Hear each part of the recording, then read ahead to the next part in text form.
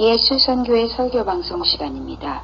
오늘 설교방송은 신약성경 요한복음 21장 1절부터 14절의 말씀을 가지고 부활하신 예수님이 디베랴 바다에서 7 제자에게 다시 나타나시다라는 제목으로 예수선교회 조은찬 목사님의 설교가 있겠습니다.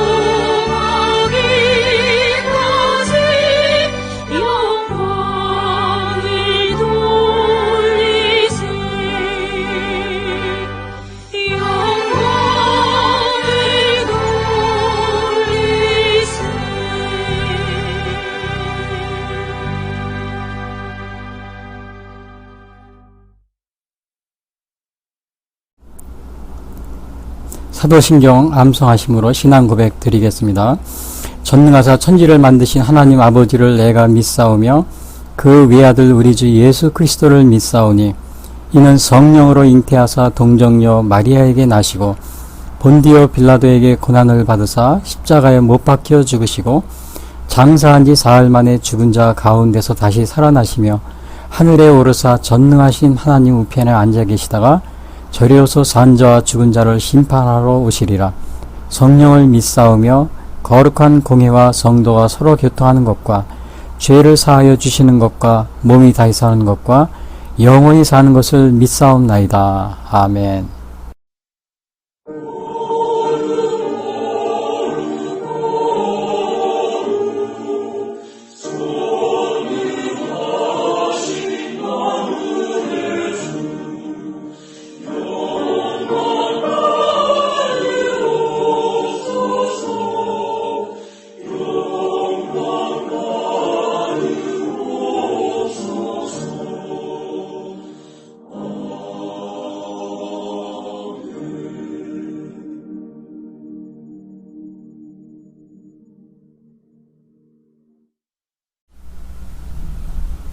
이어서 오늘 방송 설교를 위한 성경 말씀 봉독이 있겠습니다.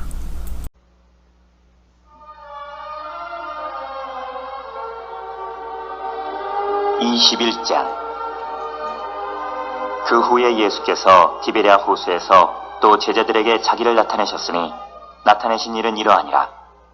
시몬 베드로와 디두모라 하는 도마와 갈릴리 가나 사람 나다나엘과 세베대의 아들들과 또 다른 제자 둘이 함께 있더니 시몬 베드로가 나는 물고기 잡으러 가노라 하니 그들이 우리도 함께 가겠다 하고 나가서 배에 올랐으나 그날 밤에 아무것도 잡지 못하였더니 날이 새어갈 때에 예수께서 바닷가에 서셨으나 제자들이 예수이신 줄 알지 못하는지라. 예수께서 이르시되 얘들아 너희에게 고기가 있느냐? 대답하되 없나이다. 이르시되 그물을 배 오른편에 던지라. 그리하면 잡으리라 하시니 이에 던졌더니 물고기가 많아 그물을 들 수 없더라. 예수께서 사랑하시는 그 제자가 베드로에게 이르되 주님이시라 하니 시몬 베드로가 벗고 있다가 주님이라 하는 말을 듣고 겉옷을 두른 후에 바다로 뛰어내리더라. 다른 제자들은 육지에서 거리가 불과 한 50칸쯤 되므로 작은 배를 타고 물고기 든 그물을 끌고 와서 육지에 올라보니 숯불이 있는데 그 위에 생선이 놓였고 떡도 있더라. 예수께서 이르시되 지금 잡은 생선을 좀 가져오라 하시니 시몬 베드로가 올라가서 그물을 육지에 끌어올리니 가득히 찬 큰 물고기가 153마리라. 이같이 많으나 그물이 찢어지지 아니하였더라. 예수께서 이르시되 와서 조반을 먹으라 하시니 제자들이 주님이신 줄 아는 고로 당신이 누구냐 감히 묻는 자가 없더라. 예수께서 가셔서 떡을 가져다가 그들에게 주시고 생선도 그와 같이 하시니라. 이것은 예수께서 죽은 자 가운데서 살아나신 후에 세 번째로 제자들에게 나타나신 것이라.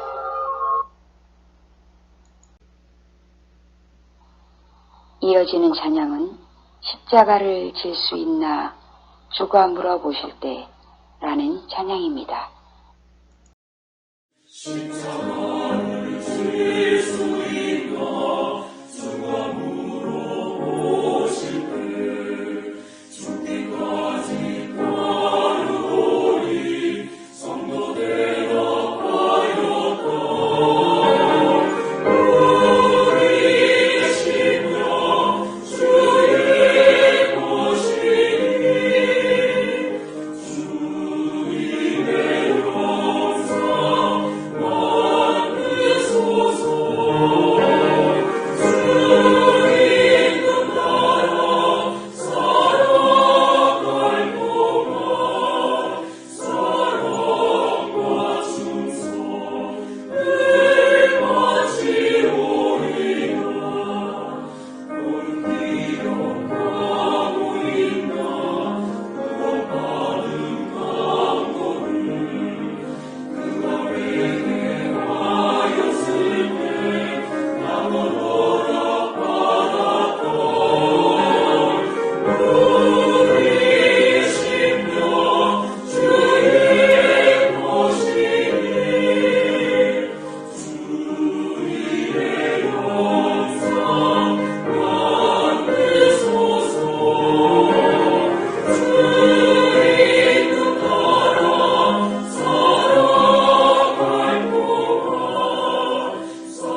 살아갈 동안 사랑과 충성 늘 바치오리라. 걱정 의심하는 그들 너를 둘러덮을 때 주께 내 영광이겠나 제우스 님이오리라. 우리의 심령 주의 것이니 주님의 영상 만드소서. 주님 나라 살아갈 동안 사랑과 충성 늘 바치오리라. 이런 일다 할 수 있나 주가 물어보실 때 용감한 자 바울처럼 섬긴 대답하리라. 우리의 심령 주의 것이니 주님의 영상 만드소서. 주님 나라 살아갈 동안 사랑과 충성 늘 바치오리라.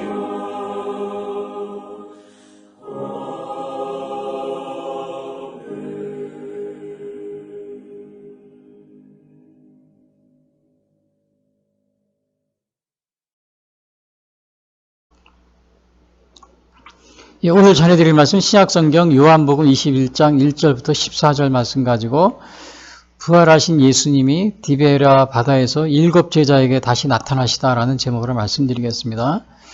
부활절은 사실 4월 4일 2주 전에 지났습니다. 그런데 이제 예수님이 부활하시는 이 땅에 이 지상에 한 40일 동안 계셨거든요. 그래서 지금 예를 들면은 이제 지금도 만약에 이제 4월 4일 날 부활하셨다고 가정하면요. 지금도 이 땅에 계신 겁니다. 그리고 40일 되는 날에 승천하신 거죠.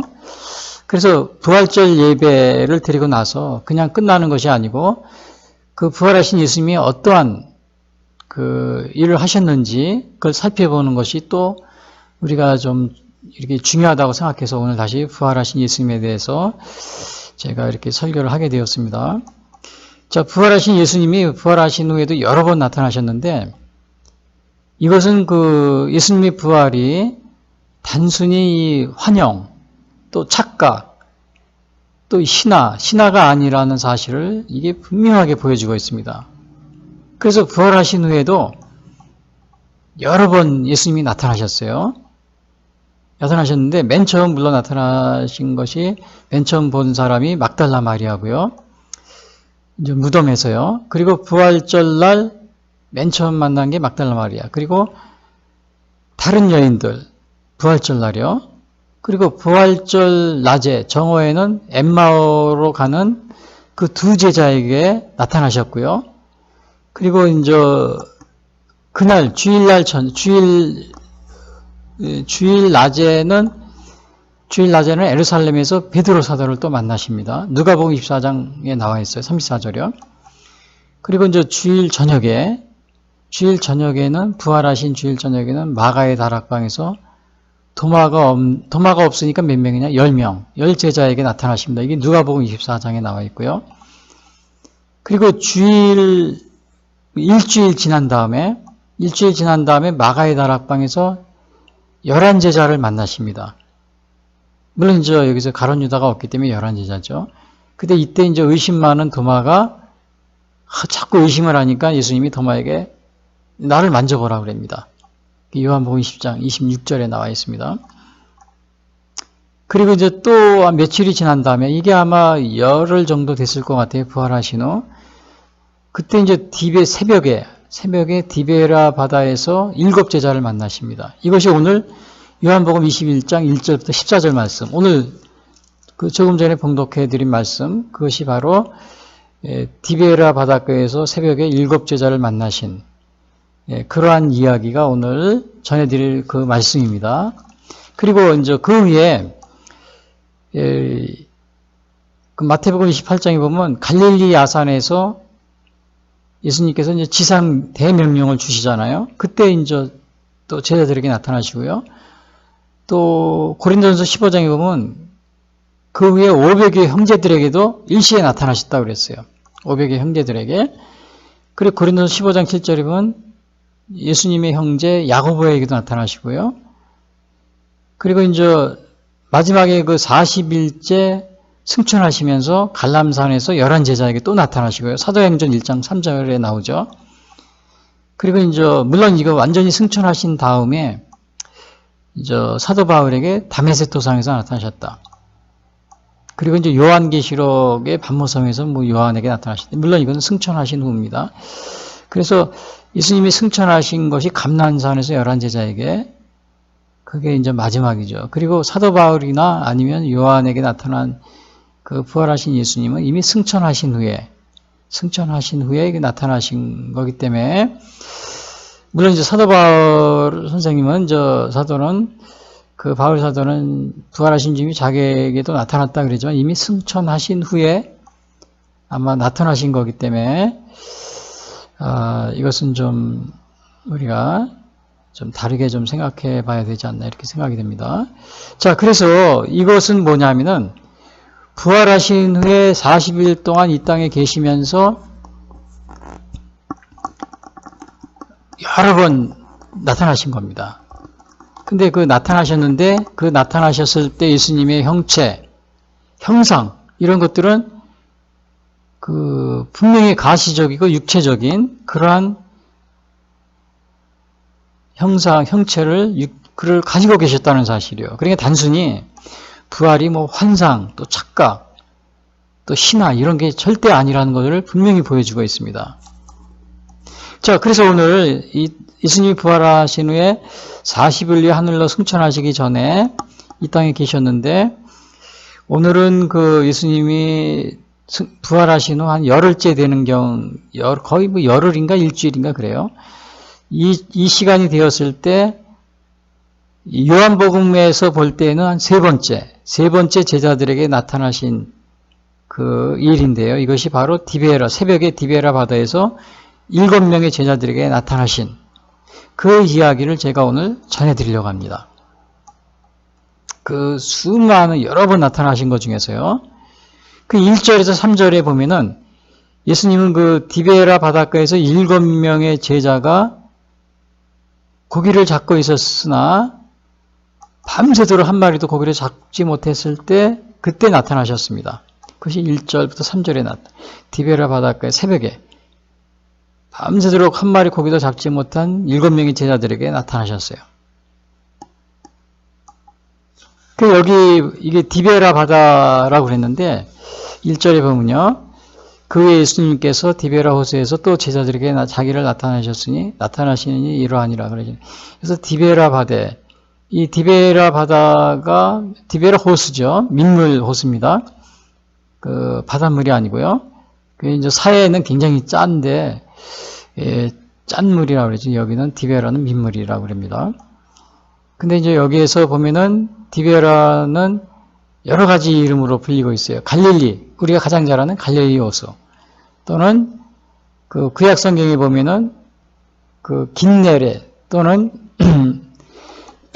죄송합니다. 다른 이름으로 보면 게네사렛 이렇게 부르고 있었는데 그 AD 25년경에 그 헤롯 왕이 그 지역을 통치하고 있던 헤롯, 이게 아마 헤롯 2세죠. 헤롯 왕이 그 로마 황제에게 잘 보이려고 로마 황제의 이름을 따서 디베라 이렇게 지었다고 그럽니다. 근데 이 디베라 호수는 크기가 그 남북으로 한 20km, 그 다음에 동서로 한 13km. 그러니까 이 정도 되는데요. 이 정도 크기면은 우리나라에서 어느 정도 되냐면 그 경기도 안산시에 보면 그 시아호가 있습니다. 시아호. 바다를 메운 그 저기 저 전라북도에 보면 뭐가 있지 않? 그 굉장히 큰 바다를 메웠잖아요. 제가 이름을 잊어버렸는데 거기 그것처럼 여기 바다를 메운 그것이 시아호입니다. 근데 이것이 크기가 거의 그 정도, 갈릴리 호수 정도 비슷한 것 같아요. 제가 보니까. 왜냐하면은 저희 사무실이 시아호에서 바다를 지나서 있는데 이거 바다 방조제라고 그러죠. 방조제를 가로지는데 한 거리가 한 10km가 넘습니다. 한 13km, 14km 정도. 그 정도 되는 것 같아요. 그러니까 이 갈릴리 호수가 동서로 12km, 남북이 20km. 그 정도 됩니다. 이 시아호하고 거의 비슷합니다. 여기서도 보면은 이 호수 안쪽에 바닷물이, 물론 이제 물이 왔다 갔다 하기 때문에 바닷물, 이게 서해 조력발전소를 세웠습니다. 그러니까 바닷물이 이렇게 막 들어왔다 나갔다 하기 때문에 짠물입니다. 민물이 아니고 바닷물이에요. 그래서 이 안에서 고기도 잡고 그러고 있는 걸, 또 낚시질도 하고 그러는 걸 보는데요. 자, 그래서 이 디베라, 이름이 여러 가지로 불렸어요. 갈릴리, 예수님은 그 갈릴리 해변, 이렇게 많이 그러시잖아요. 갈릴리, 기네사렛, 또 긴네레, 게네사렛, 또 디베라, 4가지인가 5가지 이렇게 불리고 있습니다. 자, 여기에서 나타나셨는데, 거기에 누가 있었느냐? 요한복음 이 앞에 보면 전에는 11명의 제자, 근데 여기서는 7명의 제자입니다. 제자들의 수가 7명이었어요. 베드로가 나 고기 잡으러 간다. 그러니까 예수님이 십자가에 달려 돌아가신 다음에 이제 베드로 이 제자들이 다 자기들 고향으로 왔어요. 다시 갈릴리로 와가지고는 이제 고기를 잡으러 간 겁니다. 고기를 이제 우리 하던 일 하러 가자 그러고 베드로가 간다 그러니까 제자들 7명이 다 따라갔어요. 다 그쪽 갈릴리 어부 출신입니다. 예수님의 제자들이 거의 대부분이. 자, 그런데 여기 7명인데 이름이 나와 있어요. 2절에 보면 베드로와 디두모로 하는 도마 2명이죠. 베드로와 도마. 또 갈릴리 가나 사람 나다니엘 3명이죠. 나다니엘은 바돌로메라고도 또 불려요. 그 다음에 이제 세베대의 아들들 야고보와 그의 형제 요한. 세베대의 아들 그러니까 세베대의 아들들이니까 야고보 요한 5명이죠. 그리고 또 다른 제자 2, 그러니까 7명이 되는 겁니다. 그래서 제자 7분이 이제 갈릴리 바다에서 고기를 잡고 있는데, 이 나다니엘은 물론 이제 바솔로메라고 이름이 되어 있고요. 그 12명의 제자 이름은 이 마태복음, 또 그 다음에 누가복음에 자세히 나와 있어요. 마태복음에 나와 있는 12명의 제자 이름은 베드로와 안드레, 그 다음에 세베대의 아들 야고보와 요한, 그리고 빌립과 바돌로메, 도마와 세리마테, 그 다음에 알페오의 아들들은 야고보, 다데오, 가나안이 시몬 및 가룟유다. 이게 12명이 12분의 예수님의 제자가 나와 있는데요. 사실 그 예수님의 12명 제자 이름은 외워두는 게 좋습니다. 그래서 저도 지금 생각해 보니까 저는 언제 이걸 외웠느냐? 노래를 불렀어요. 그 유치원 다닐 때. 유치원을 제가 교회에서 하는 유치원을 갔는데 어렸을 때 그때 4살인가 5살 때예요. 5살 때군요. 6살 때, 5, 6살 때. 그때 이제 유치원 선생님이 그 제일 먼저 해준 게 뭐냐면 사도신경 암송하라고, 주기도문 암송하라고 그래요. 그다음에 예수님의 12제자 이름을 막 노래를 불렀어요. 그리고 뭐 노아 할아버지 뭐 그 얘기도 다 듣고요. 근데 이게 굉장히 저한테는 그때는 아무것도 몰랐었는데 그게 제 자라면서 제 마음속에 항상 이게 남아 있었던 겁니다. 그래서 제가 이게 정말 이렇게 예수님을 믿고 이게 정말 이렇게 된 것도 우연이 아니라는 생각이 들어요. 그 어렸을 때 그래서 이 12제자 이름을 노래를 부르니까 잊어먹진 않아요. 뭐 베드로, 안드레, 야고보 이런 식으로요. 그 유치원 5살, 6살 때요. 그런데 그것이 믿음이 된 겁니다. 믿음으로 된 겁니다. 아, 하나님이 이 세상을 창조하셨구나. 예수님의 12제자가 있었는데 예수님이 우리를 구하러 그 유치원 때 그것을 유치원을 다니면서 유치원 교회에서 하는 거에서 듣고 보고 자라니까는 그게 나도 모르게 내 신앙이 되었던 겁니다. 그래서 여러분, 이 유치원 어릴 때부터 이 신앙교육이 굉장히 중요합니다. 자, 근데 이게 정말 안타까운 일은 우리 탈북하신 분들 얘기 들으면은 북한에는 어릴 때부터 이러한 걸 또 가르치는 게 아니고 뭐 김일성 노래를 가르친다고 그러더라고요. 김일성 노래를. 밥 먹을 때도 어린 나이에 김일성 뭐 장군님 뭐 이런 식으로 고맙습니다 이렇게 하나님한테 고맙다 그러는 게 아니고 그러니까 이게 지금 그런 식으로 자랐습니다. 북한 사람들이.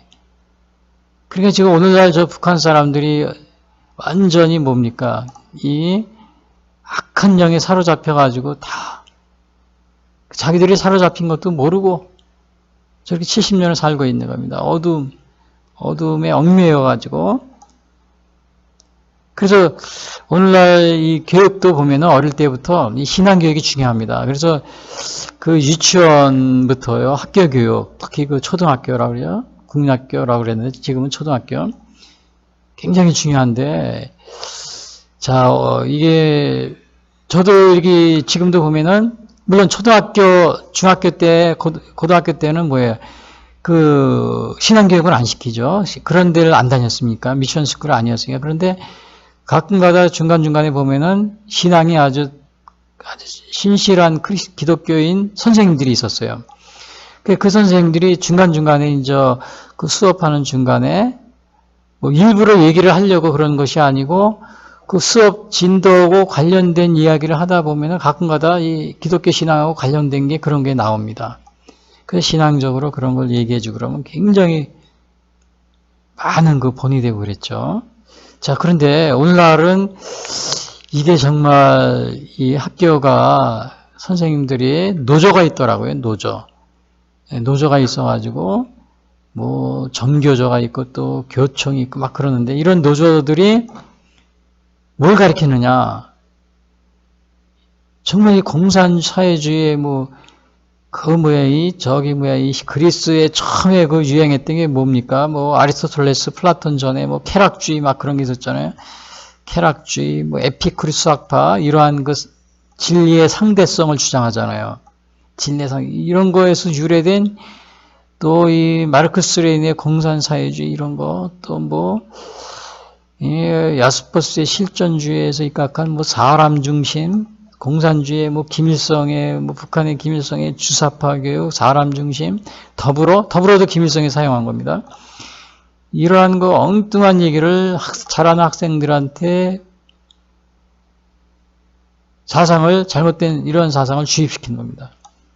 무신론 이런 거, 인본주의, 세속주의 이런 걸. 그러니까 오늘날 이 대한민국의 교육에 굉장한 위기에 처해 있습니다. 근데 이게 지금 대한민국뿐만 아니고 제가 미국에 80년대 중반에 미국에 갔었는데 후반에 미국도 지금 마찬가지가 돼버렸어요.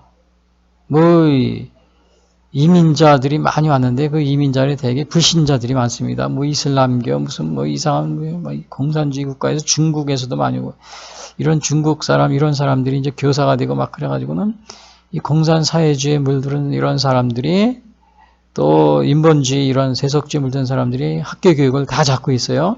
그러니까 이렇게 자란 아이들이 뭐 아메리칸 드림이라서 온 것이 아니고 완전히 이거는 뭐예요? 그 아메리칸 드림을 이루려고 온 사람들이 완전히 미국 사회를 어떻게 되게 이상하게 바꿔놓은 겁니다. 세속주의, 인본주의로. 그 과거에 그 청교도 신앙교들이 이런 분들이 다 은퇴하고 이제 다 은퇴하고 그러잖아요. 그 자리를 메운 겁니다. 그러니까 오늘날 미국의 방송, 정치, 언론, 이 유명한 뭐 미국의 뉴욕 타임스, 워싱턴 포스트, 뭐 CNN, MBC, SBS, CNN, MBC, 뭐 CBS, 뭐 이런 유명한 미국의 언론 기관들을 다 장악한 겁니다. 세속주의, 인본주의 이런 사람들이 뭐 아메리칸 드림 해가지고 왔는데 그 사람들이 학교 교육에서 이렇게 비신앙적인 것을 배우고 자란 사람들이 다 사회에 진출하고 과거에 그 청교도 그 신앙을 가지고 있던 사람들이 다 은퇴하고 그 자리를 메운 겁니다. 야, 그러니까 완전히 지금 미국도 굉장한 위기에 처해 있어요. 위기에 처해 있고 그것이 제가 지난번 11월 3일 작년에 미국 대선 대통령 선거 때 그게 완전히 드러나고 있습니다. 완전히 미국 사회가 완전히 부정과 부패로 물들었던 것을 아주 잘 보여주게 지난 11월 3일 대통령 선거. 우리나라는 말할 것도 없습니다. 지금 완전히 말할 것도 없어요. 이게 지금 국민들이 제자리로 돌아와야 되는데 이게 지금 큰일 났습니다. 이게 지금 대한민국에. 이것이 그 사상의 이것이 뿌리가 바로 그 쾌락주의, 상대주의, 에피쿠리스 학파 거기서부터 유래한 그리고 우리나라 그 조선시대에 뭐 성리학 그런 게 있었지만 사실은 이런 것도 다 인본주의입니다. 뭐 측은지심, 뭐 수호지심 막 그러고 있는데 인본주의예요. 다 인본주의입니다. 그래서 우리가 정말 어릴 때부터 이 얘기를 제가 왜 했냐면 예수님의 제자들 7명 오늘 새벽에 나오네. 7명 제자들 이름 외우기가 쉽지 않아요. 12명의 예수님의 제자 이름 쉽지 않아요. 근데 제가 유치원 다니면서 교회에서 하는 유치원 다니면서 그러는데 노래를 배우면서 외웠는데 그것이 제 마음의 신앙이 되었던 겁니다. 그 유치원 5살, 6살 때 다 외웠으니까요. 그래서 오늘날도 이렇게 어릴 때부터 신앙교육 또 믿음을 가진 선생님들 이런 분들의 교육이 중요한데 이게 뭐 우리나라 보니까 완전히 뭐 사립학교 이런 거를 정부에서 관여해가지고 이 기독교 학교도 어떻게 해요? 이사들을 막 개방이사라고 그래가지고 막 믿지 않는 사람들 막 뽑으라고 그러고 너무 차별금지법 이런 거를 막 통과시켜가지고 기독교 학교에서 신앙 얹고 막 이런 거를 차별하지 말고 막 불신앙 사람들도 막 넣으라고 그러고 그러면 완전히 이게 이 신앙교육을 망치는 겁니다. 이미 기독교 방송 중에서 모 방송국은 완전히 그렇게 돼버렸어요. 뭐 개방이사 뭐 이런 식으로 해가지고 그래 이게 말입니다. 이 공산 사회주의를 추종하고 세속주의, 인본주의 여기 뭐 사람 중심에 빠져 있는 이런 사람들이 오늘날 이 하나님이 선교와 또 교회 이런 것들 또 신학교 이런 거를 망치려고 아주 작정을 하고 달려들고 있습니다. 이게 우리 믿는 사람들이 좀 이게 깨어있어야 됩니다. 깨어서 여러분이 지키지 않으면 큰일 납니다. 자, 그래서 오늘 예수님의 12제자, 7명의 제자. 제가 오늘 12명 제자 이름을 외워둬야 된다. 이걸 얘기하면서 교육의 중요성을 말하다 보니까 우리나라 또 교육에 대한 전반적인 걸 말씀을 드렸는데 아무튼 깨어 있어야 됩니다. 우리 뭐 코리안 드림 해가지고 많이 미국 아메리칸 드림처럼 요즘에 아시아 지역에서 많이 오는데 이 단순히 코리안들이 돈만 벌려고 미국에서는 돈만 벌려 오려고 사람들이 해다가 나라가 지금 미국이 휘청되고 있어요. 돈만 벌려고 온 게 아니고 아메리칸 드림 하면은 그 신앙을 배우러 가야 되는데 이 청교도 신앙, 기독교 신앙을 배우질 않고 돈만 벌다가 그러다 지금 미국에 지금 나라가 아주 굉장한 위기에죠. 우리나라도 마찬가지. 뭐 코리안 드림 이렇게 와가지고는 돈만 벌려고 하면 나라가 망합니다. 올바르게 기독교 신앙 교육을 국민들을 계몽하지 않으면 나라가 위기에 처하게 되는 거죠. 자, 그래서 이제 이렇게 7명의 제자들이 열심히 밤새도록 잡았어요. 한 마리도 못 잡았어요. 밤에는 사실 물고기가 고기를 잘 잡는 시간이거든요. 저도 여기 지금 바닷가 바로 앞에 100m 앞에 지금 서해 바닷가 지금도 해변이 쫙 바닷물이 지금 들어왔다 나갔는데요. 멋있게 지금 펼쳐 있는데, 근데 이제 지금은 추워서 그랬지만 겨울이고 여름이고 간에 밤에 여기 바다에 나가보면 낚시질하는 사람이 그렇게 많아요. 특히 밤에 많아요. 겨울에는, 지난 밤에는 겨울에도 추운 겨울에 나갔는데 정말 추웠습니다. 그때도 밤에 낚시질 하고 있어요. 야, 저기 항구 있는 쪽에서요. 그러니까 이게 밤에 잘 잡히나 봐요. 근데 이게 오늘 여기 베드로는 자기의 경험 물어볼 때는, 야, 밤에 고기 잡으러 가자. 밤새도록 잡는데 한 마리도 못 잡은 겁니다. 한 마리도. 그래서 이거요, 때로는 우리가 이 고기 잡는 걸 전도에 비유하잖아요. 사람 잡는 어부가 되라. 근데 사실은 전도도 우리의 힘과 능력으로 만을 할 수가 없습니다. 우리 능력을 할 수 있어요. 여기서 우리의 성공은 우리의 노력과 아울러 하나님의 축복이 있어야 돼요. 하나님의 축복. 여기서 예수님이 아무것도 잡지 못해왔다고 그랬잖아요. 근데 이제 나중에는 물론 예수님이 많이 잡았는데, 예수님이 배 오른편에 던지라 그래서 많이 잡았는데, 결국은 이런 것을 보면은 우리가 인생 살아가는 데 있어서 우리 인간의 노력이 필요하지만 우리 노력이 있어야 되죠. 자세가 준비되어야 되죠. 거기 하나님의 축복이 있어야 된다. 그래야 우리가 성공할 수 있다. 그래서 장로교의 개혁 존 칼빈 있잖아요. 칼빈 신학자는 그럽니다. 하나님의 전적인 은혜를 주장합니다. unconditional God's grace라고 그래요. 그래서 아주 전적인 하나님의 은혜. 그러니까 우리 신앙생활 하는데 하나님의 전적인 은혜가 중요하다. 그래서 우리가 이것은 뭐냐면은 하나님 없이 하려고 하는 이러한 개인, 사회, 국가, 이건 하나님의 축복을 받지 못합니다. 그래서 밤새도록 고기 잡아도 빈배, 고기 한 마리도 잡을 수가 없는 거예요. 빈배로 남아있게 됩니다. 그래서 우리 보면은 대표적인 이 하나님을 무신론을 주장하고 이 공산주의, 사회주의, 사람 중심, 더불어가 이 공산주의, 사회주의, 사람 중심, 그러니까 공산주의를 추정하는 사람들만 더불어입니다. 이 공산주의 사회, 김일성이 더불어 썼는데, 그 더불어는 뭐냐? 하나님 없는 더불어입니다. 하나님 없는 공산주의자들, 무신론주의자들의 더불어입니다. 그래서 러시아를 중심으로 해가지고 러시아를 추정하는 이 더불어 사람 중심, 이 러시아를 추정하는 이 더불어 사람 중심 공산주의자들이 중공, 그 다음에 동유럽, 그 다음에 라오스, 캄보디아, 베트남, 이런 나라들이요. 그렇게 하다가 어떻게 해요? 다 망했잖아요. 다 망해가지고는 살다 못해가지고 다 포기하고, 동유럽도 그냥 다 포기해버렸어요. 공산주의, 더 이상 공산주의, 사람 중심, 더불어, 이 무신론, 이거 쫓아가지 않겠다고 다 포기해버렸어요. 그래가지고는 러시아도 그렇고요. 러시아도 굉장히 어려운, 다시 말씀드리면 이렇게 하나님의 축복을 무시하면은 정말 빈털터리가 되는 겁니다. 그래서 북한이 요즘에 이제 자꾸 핵무기를 개발하고 그냥 하나님을 대적하는 건 말할 것도 없지만요. 그리고 이렇게 하면서 미국 때문에 자기들이 어렵다. 자꾸 이런 말 합니다.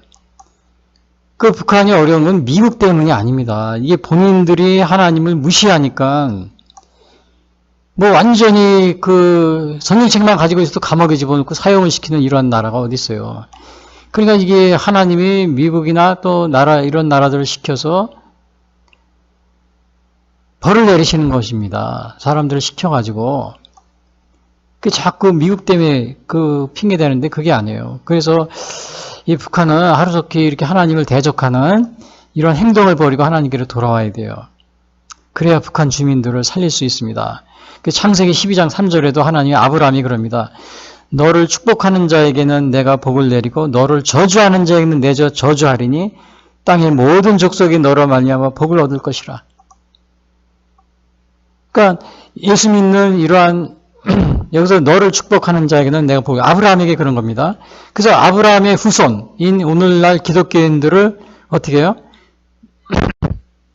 축복하는 자는 하나님이 복을 주시고 또 저주하는 자는 저주를 받는 겁니다.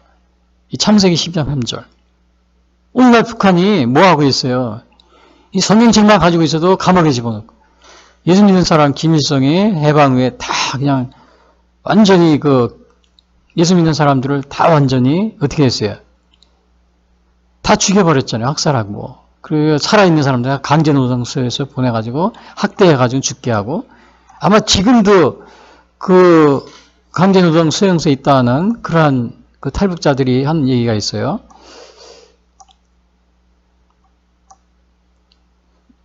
그래서 이러한 하나님의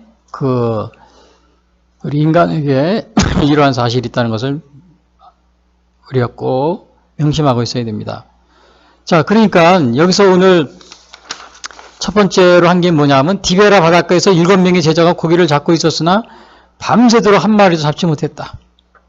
오늘 그다음에 이제 두 번째는 뭐냐면은 부활하신 예수님이 4절 6절에 보면요. 11절 부활하신 예수님이 이른 아침에 바닷가에서 제자들에게 배 오른편에 그물을 던지라고 해서 던졌더니 제자들이 그물을 들 수 없을 정도로 고기를 많이 잡았다.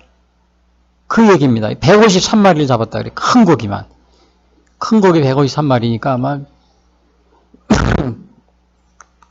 굉장히 아마 많이 잡았다고 이렇게 본 거죠. 자, 그러니까 첫 번째는 뭐예요? 예수님이 디베라 바닷가에서 7명의 제자들에게 나타나셨는데요. 그들이 고기를 한 마리도 잡지 못했어요. 그 다음에 두 번째는 부활하신 예수님이 이른 아침에 바닷가에서 제자들에게 가셔가지고 이제 배 오른편에 그물을 던지라고 이렇게 전하십니다. 그들이 153마리 그물을 들을 수 없을 정도로 이렇게 많이 잡았다고. 그게 두 번째 그러한 이야기가 나오는데요. 예수님이 바닷가에 서 계셨으나 제자들이 예수님을 알아보지 못했다고 그랬어요. 날이 셀 때 4절 예수께서 바다에 서 계셨으나 제자들이 예수이신 줄 알지 못하는지라. 아마 이거 대개는 고기를 잡으러 항구에 가면은 고기를 잡으러 나가잖아요. 그러면 장사하는 사람들이 신선한 생선을 구하기 위해서 항구에서 기다립니다. 들어오는 그 시간에. 아마 그래서 제자들도 그렇게 생각하지 않았나 이렇게 생각이 되는데요. 근데 사실은 이 막달라 마리아도 부활하신 예수님이 옆에 있었을 때 잘 못 알아봤습니다. 요한복음 20장 14절에 보면은 이 말을 하고 뒤로 돌이켜 예수의 서신 것을 보나 예수신 줄 알지 못하더라. 이제 그런 말이 있어요. 그래서 부활하신 예수님의 아마 예수님은 돌아가셨다 이렇게 생각하고 있었기 때문에 설마 예수님이 살아서 거기 계시겠어 이렇게 생각하니까는 아예 인식을 못하고 아마 그랬을지 모른다고 이렇게 생각이 되는데요. 근데 이제 고기를 못 잡은 겁니다. 그걸 아시고 배 오른편에 그물을 던지라 이렇게 하셨는데 그 그물을 던지라고 그러기 전에 뭐라고 그랬냐면 예수님이요 물어보십니다. 얘들아 너에게 고기가 있느냐? 이렇게 물어보는 겁니다. 근데 예수님이 고기가 있는지 없는지 아시겠어요? 못하요. 다 아십니다. 아시면서 물어보신 거예요. 근데 제자들이 만약에 거기서 대답을 안 한다든지 아니면은 그냥 도움이 필요 없으면은 지나가는 사람이 그렇게 말하면은 뭐라고 그러겠어요? 괜히 남이 이게 참견한다고 그러죠. 참견하는 것으로서 여기고서 귀찮게 여기고 대답 안 할 수도 있어요. 그런데 이 제자들은 뭐라고 그랬냐면은 얘들아 너에게 고기가 있느냐 이렇게 물어보니까 제자들이 없습니다 이렇게 이제 대답을 한 겁니다.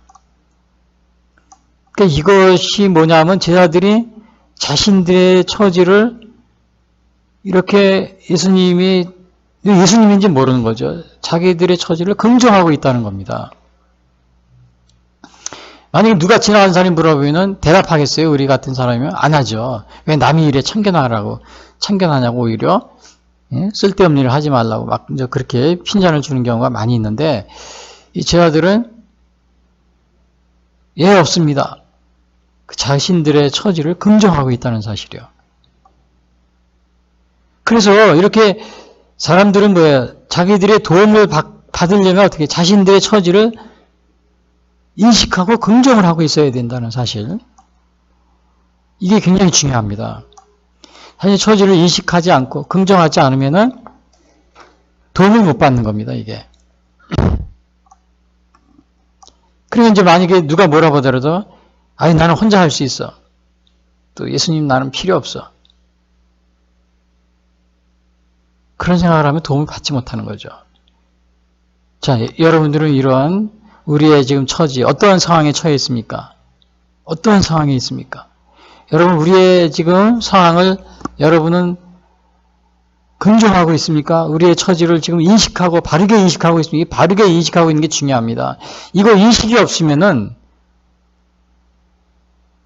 하나님의 도움, 또 그 축복을 받을 수가 없어요.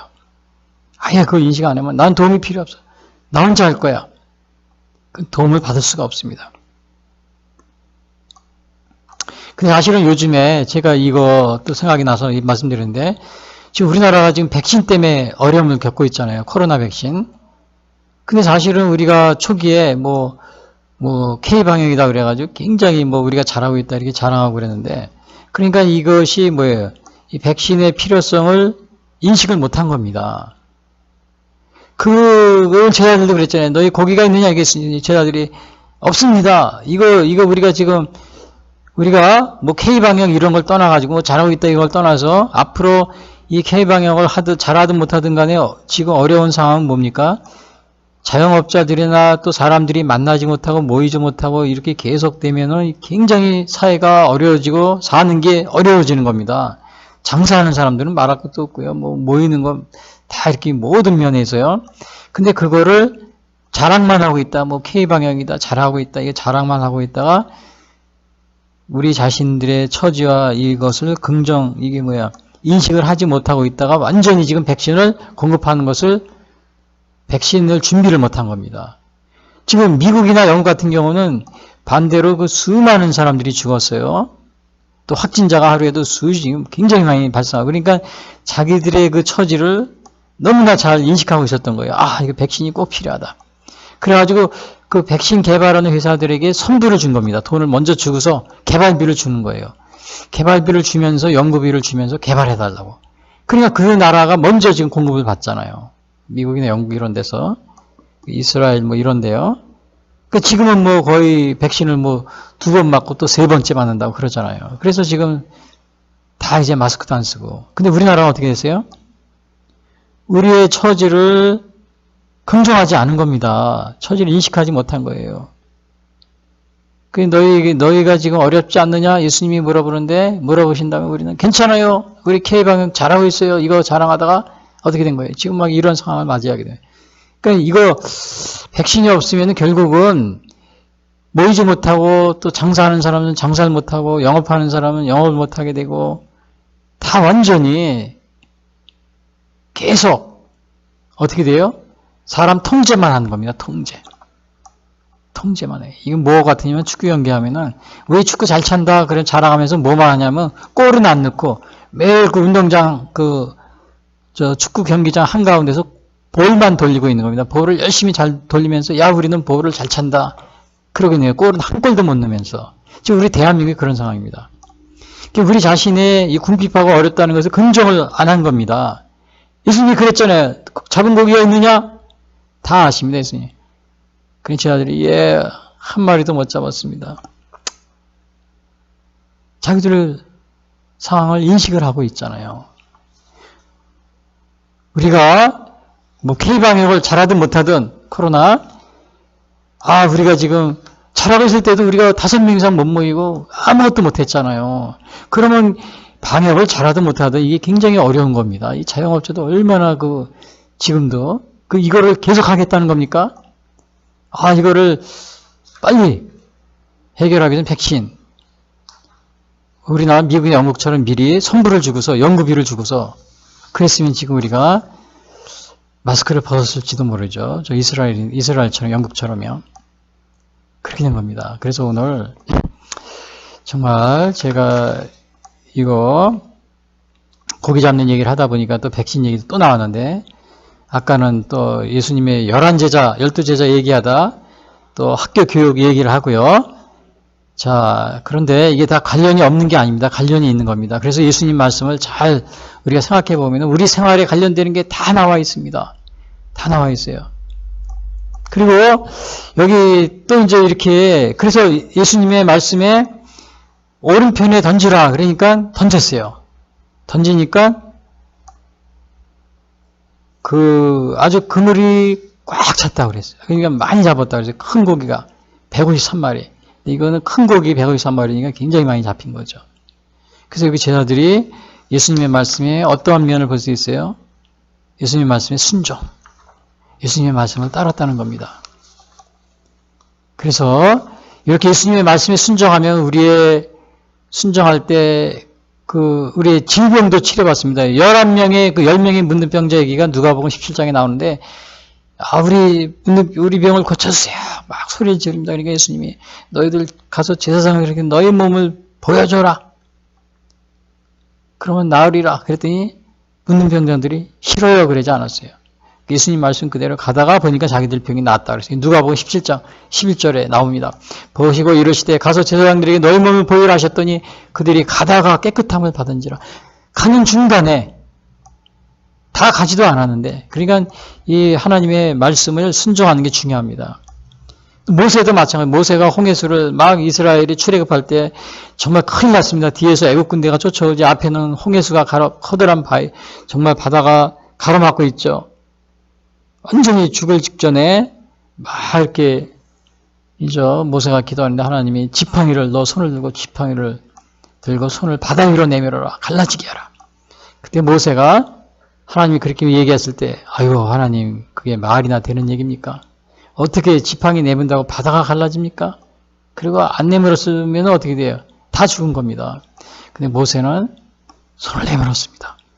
21절 14장 21절 출애굽기 모세가 바다 위로 손을 내밀며 여호와께서 큰 동풍이 밤새도록 바닷물을 물러가게 하시니 물이 갈라져 바다가 마른 땅이 된지라. 이스라엘 자손이 바다 가운데로 육지로 걸어가고 물은 그들을 좌우에 벽이 되니. 그리고 또 이제 애국 군대가 또 쫓아옵니다. 바다 가운데로 갈라진 대로. 그때 하나님이 또 그럽니다. 모세에게 너 손을 바다 위로 내밀어 물이 애국 사람들과 그 병거들을 마병들을 다 이제 흐르게 하라. 그리고 모세가 또 그때 또 싫어요. 그러지 않았어요. 예, 하나님 알겠습니다. 그래서 모세가 또 순종합니다. 모세가 14장 17절, 출애굽기 27절, 모세가 곧 손을 바다 위로 내밀며 새벽이 되어 바다의 힘이 희복된지라. 애국 사람들이 물을 거슬러 도망하나 여호와께서 애국 사람들을 바다 가운데 엎으시니 물이 다시 흘러 병거들과 기병들을 덮되 그들의 뒤를 따라. 그러니까 예수님 하나님의 말씀에 순종할 때 이런 기적이 일어난 겁니다. 그래서 이 순종한 결과 제자들도 오른편에 던지라 그러니까 제자들이 지나가는 사람이 그러는데 당신 누구요? 나 베드로요.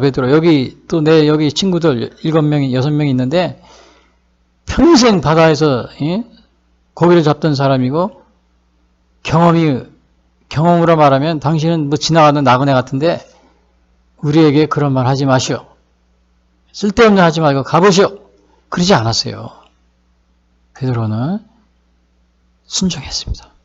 예수님의 말씀에. 예수님인지 몰랐지만 순종했어요.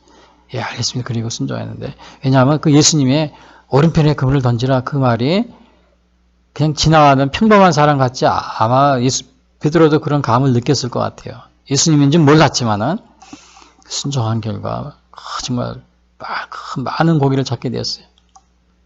예.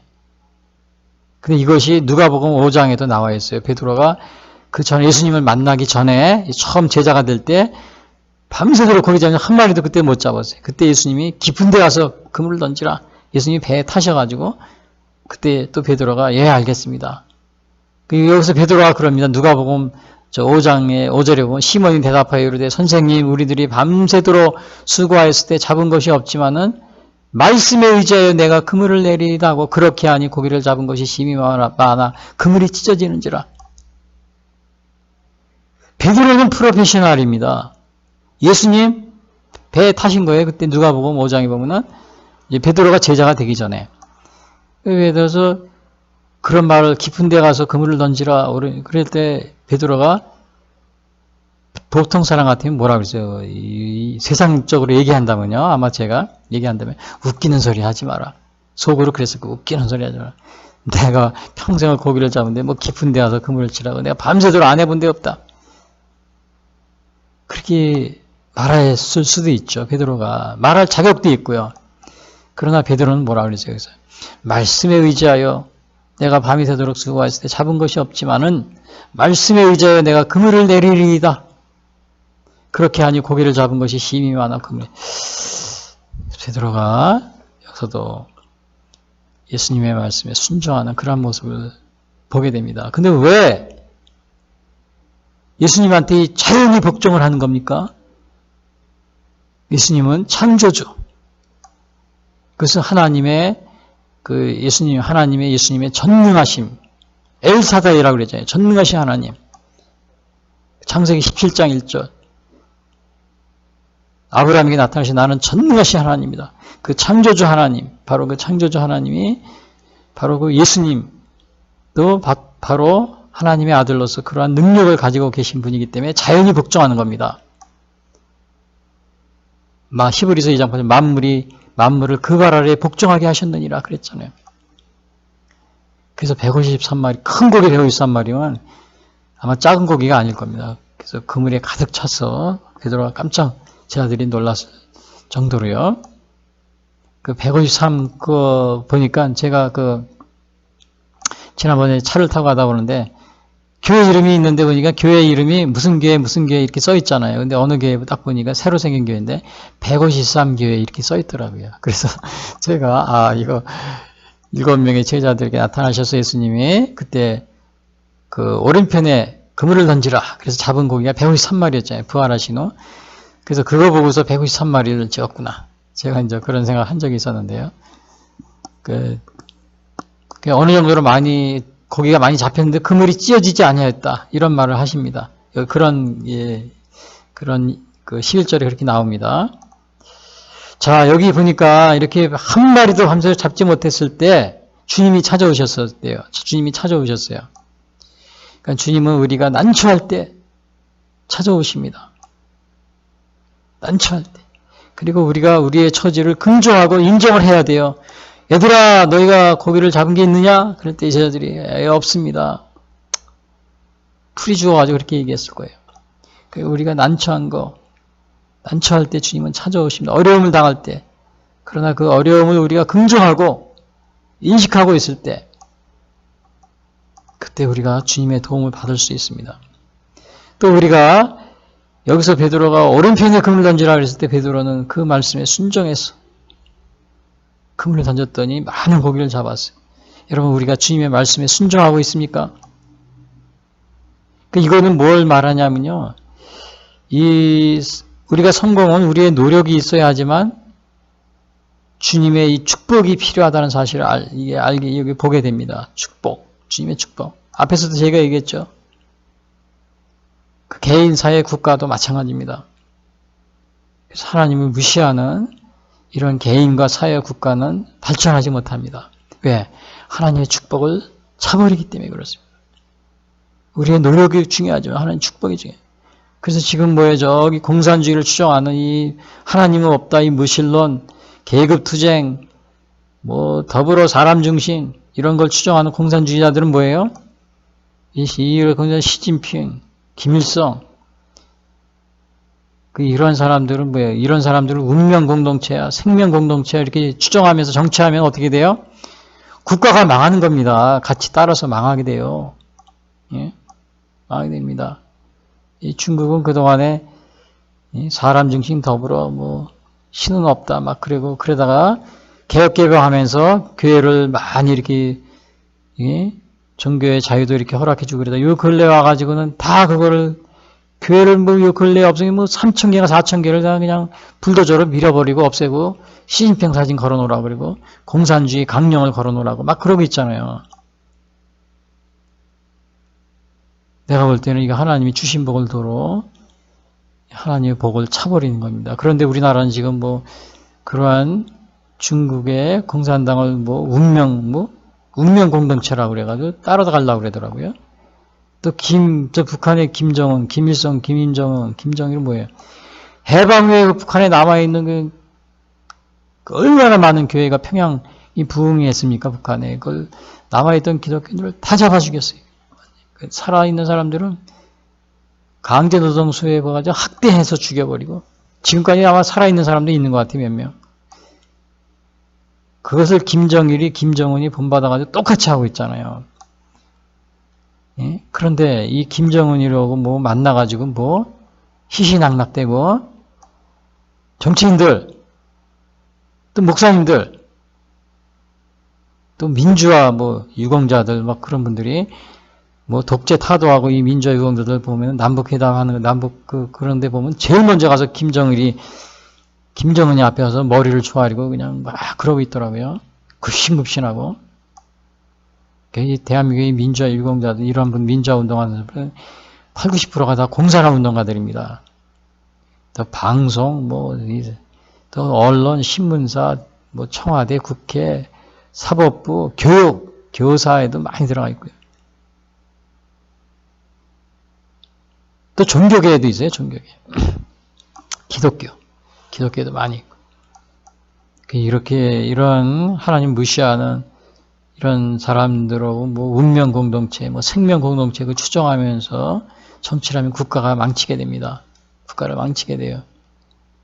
근데 이게 지금 우리나라 정치인들이 뭐 보니까 김정은의 지시에, 뭐 김정은이가 뭐 김여정이 지시에 따라서 정치를 하는 사람이 있어요. 뭐 지난번에도 뭐 대북 비라 뭐 금지법 이런 것도 북한에서 뭐라고 그러니까 국회의원들이 뭐 통과시켰잖아요. 이게 지금 국회의원들이 정신 차려야 됩니다. 그분들 다 민주화 유공자들 거예요. 대부분이. 거기다가 민주화 유공자들. 우리나라 민주화는 공산화 운동입니다. 이 공산주의 깊은 관련, 이게 국민들이 정신을 똑바로 차려야 돼요. 그거 따라가면 망하게 돼 있어요. 성공은 우리의 노력이 있어야 하지만 주님의 축복이 있어야 가능합니다. 그래서 동족과 러시아가 80년대, 80년대, 90년대 그걸 깨닫고선 다 버렸잖아요. 왜 우리가 뭐 생명공동체, 운명공동체 쫓아갑니까? 또 그런 사람들을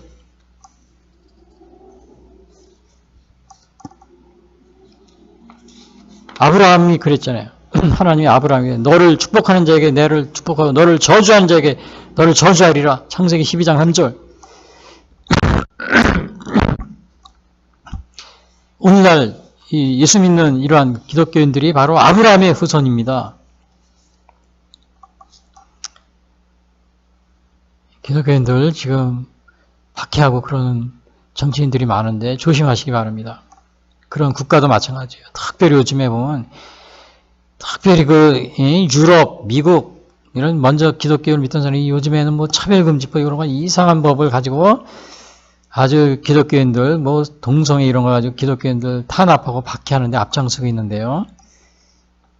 서구 유럽, 호주, 뭐 뉴질랜드, 미국, 캐나다 전 세계적으로 조심하셔야 됩니다. 왜? 정치인들이 하나님을 무시하면은요, 하나님의 복을 차버리는 겁니다. 그러면 백성들이, 국민들이 고생을 하게 돼 있어요. 국민들이. 영국도 마찬가지입니다. 뭐 총리, 영국 존슨 총리도 뭐 이상한 소리를 하고 있더라고요. 뭐 차별금지 어쩌고저쩌고. 미국도 그렇고요. 하나님을 배반하는 이러한 배역하는 정치를 해서는 안 됩니다. 그리고 예수님 이렇게 하니까 많이 고민을 잡으니까 세 번째로 보니까 저희들이 육지로 막 나온 겁니다. 예수님 만나러요. 첫 번째는 뭐예요? 디베라 바닷가에서 7명의 제자가 고기를 잡고 있었으나 밤새도록 한 마리도 못 잡은 거예요. 그게 이제 첫 번째 1절 3절에 나오죠. 그 두 번째 4절에서 6절 11절이 뭐예요? 부활하신 예수님이 이른 아침에 바닷가에 가서 제자들에게 배 오른편에 너희도 한 마리도 못 잡았지? 그러니까 배 오른편에 그물을 던져라. 그래서 이제 던졌더니 정말 그물을 들 수 없을 정도로 많이 잡은 겁니다. 그 두 번째, 그게 4절 6절에 나오죠. 그 세 번째는 뭐냐? 아, 이제 깨달은 거야. 아, 이게 예수님이야. 거기 또 한 사람이 알려줬어요. 그러니까 베드로가 제자들이 다 육지로 나옵니다. 예수님한테, 예수님을 보러. 그 7절 8절에 야, 예수님이 오셨구나. 누가 예수님이야. 그러니까 베드로가 먼저 물로 뛰어듭니다.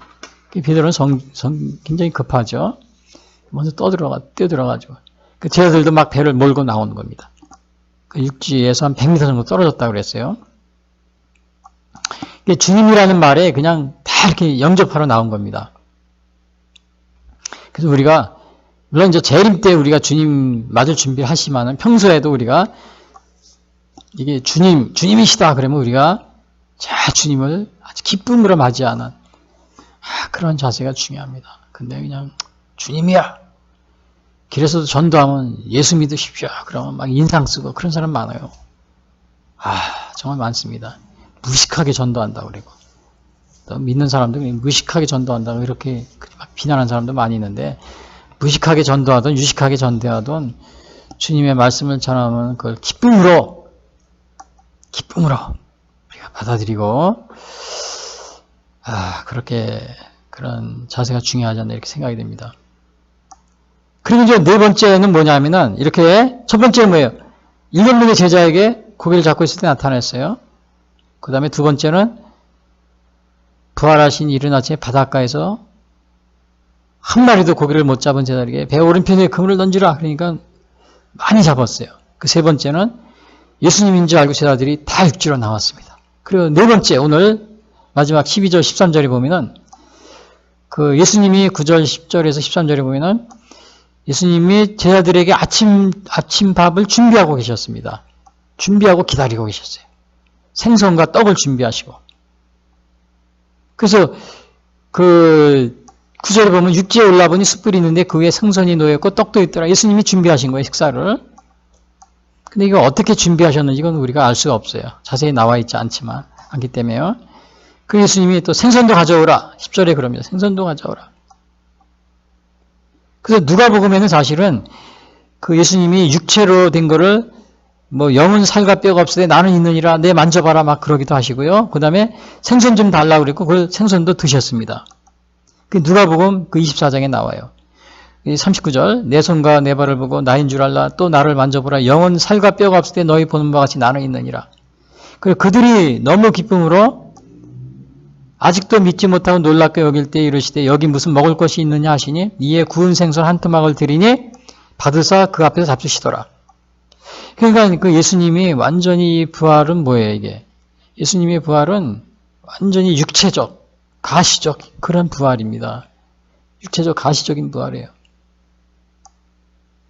그 영적인 환상, 환영, 신화 이런 게 아닙니다. 육체적, 가시적 그런 부활입니다. 여러분 아직도 예수님의 부활을 믿지 않고 있습니까? 그 20세기의 그 유명한 21세기 신학자 중에 독일의 그 판넨버그 이 신학자는 예수님의 부활을 완전히 예수님의 부활은 역사적이고 사실적이다. 그것을 자기의 신학에서 조직신학 쓴 책이 있는데 거기서 굉장히 그걸 강조하고 있어요. 다른 신학자보다. 그럼 부인할 수 없는 것이다. 이렇게 강조하고 있어요. 그리고 이거는 신체적으로 보면은 죽으시기 이전과 마찬가지로 볼 수 있고 만질 수도 있고 육체적인 것입니다.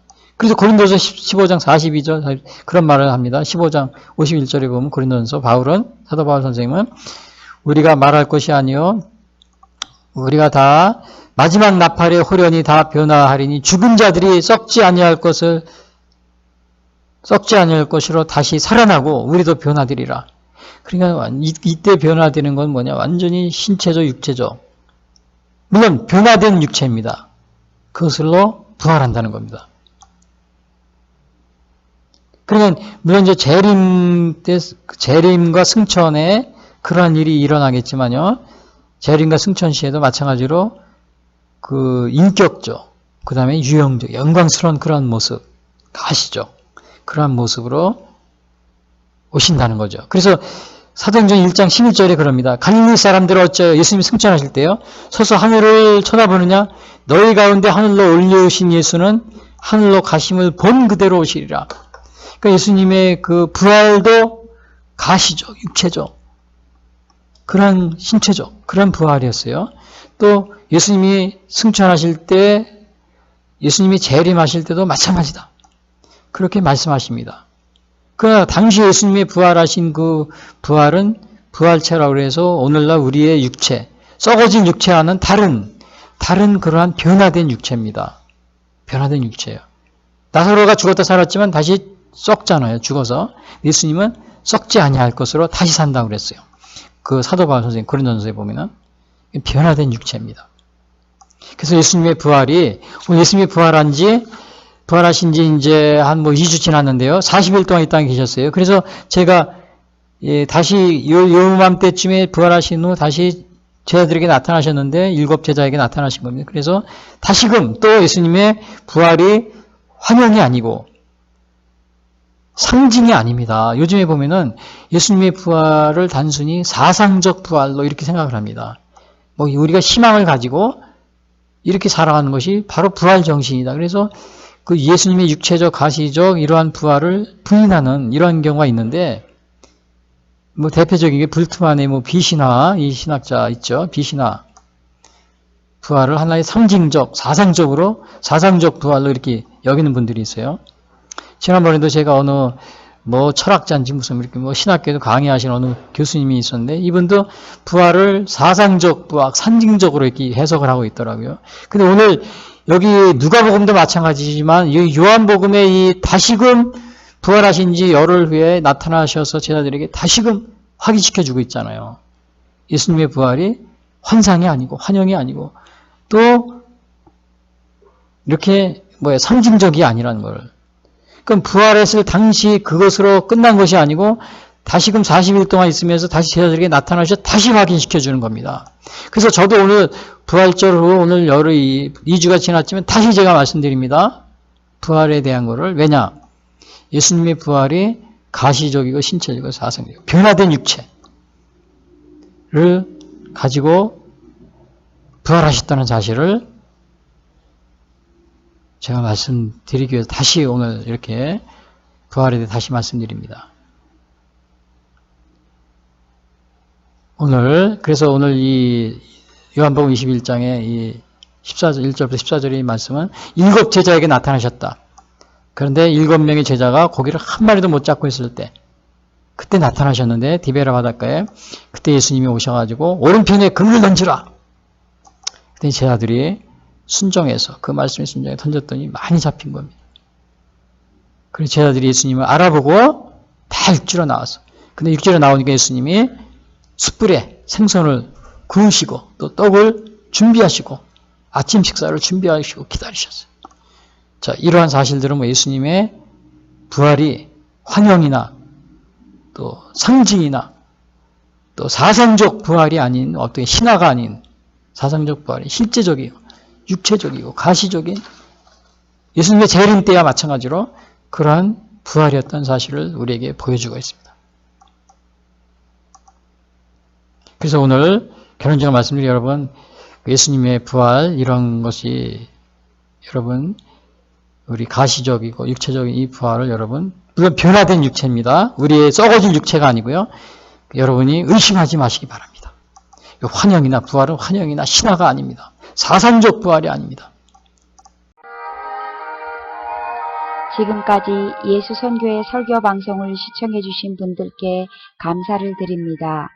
요한복음 3장 16절은 하나님이 세상을 이처럼 사랑하사 독생자를 주셨으니 이는 저를 믿는 자마다 멸망치 않고 영생을 얻게 하려 하심이라 라고 말하고 있습니다. 또한 성경은 예수 그리스도를 영접하는 모든 사람들에게 영원한 생명을 약속하고 있습니다. 요한일서 5장 11절에서 13절은 또 증거는 이것이니 하나님이 우리에게 영생을 주신 것과 이 생명이 그의 아들 안에 있는 그것이니라. 아들이 있는 자에게는 생명이 있고 하나님의 아들이 없는 자에게는 생명이 없느니라. 내가 하나님의 아들의 이름을 믿는 너희에게 이것을 쓰는 것은 너희로 하여금 너희에게 영생이 있음을 알게 하려 함이라 라고 말하고 있습니다. 아직 예수님을 영접하시지 못하신 분들은 이 시간 주님을 영접하시기를 바랍니다. 이 방송을 들으시고 기독교 신앙에 대하여 더 알기를 원하시는 분들은 예수 선교회 홈페이지 www.missionchrist21sd.com으로 방문해 주십시오. 다음 방송 시간까지 안녕히 계십시오.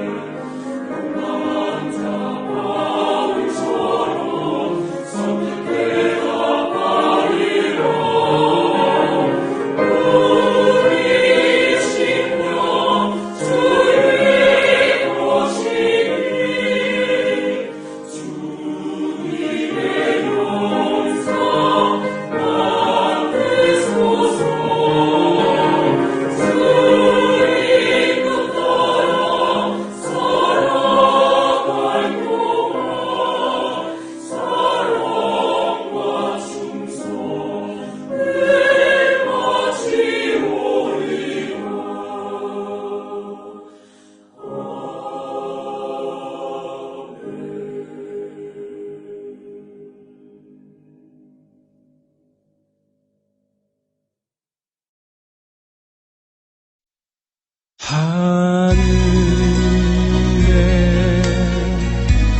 계신 아버지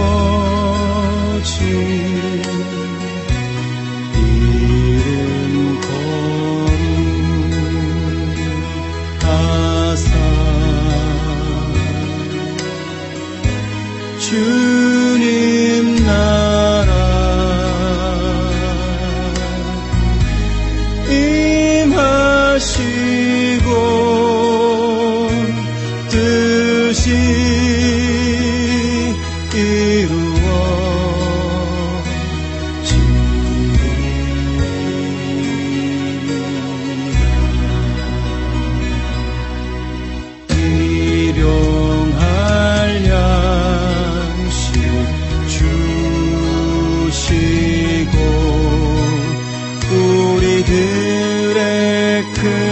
죄 다 용서하옵시고 또 시험에 들게 마시고 악에서 구원하소서. 대개 주의